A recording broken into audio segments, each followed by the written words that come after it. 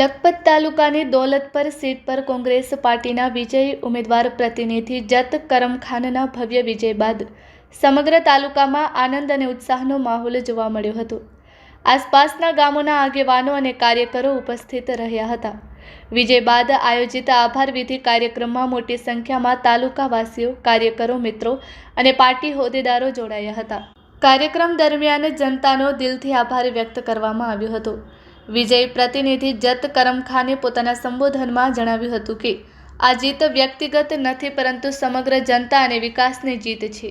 તાલુકાની પ્રજાએ કોંગ્રેસ પાર્ટી પર વિશ્વાસ મૂક્યો છે, તે બદલ અમે હૃદયપૂર્વક આભાર વ્યક્ત કરીએ છીએ।